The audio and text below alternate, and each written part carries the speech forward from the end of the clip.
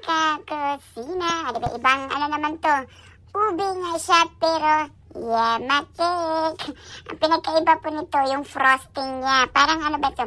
O yun nga, yung frosting niya, yema frosting. Diba? Yung may cheese at ano. Kung sa iba pa, cheesecake. Parang ganun yung iba.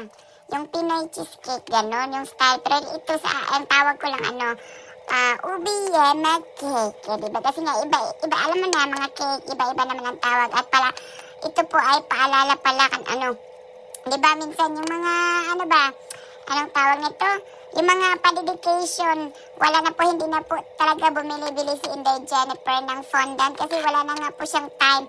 Ang meron lang po siya topper, yung happy birthday topper. Pero kung gusto naman yung personalized na cake topper, yung mga pangalan, for example, happy birthday Inday Jennifer, ayun.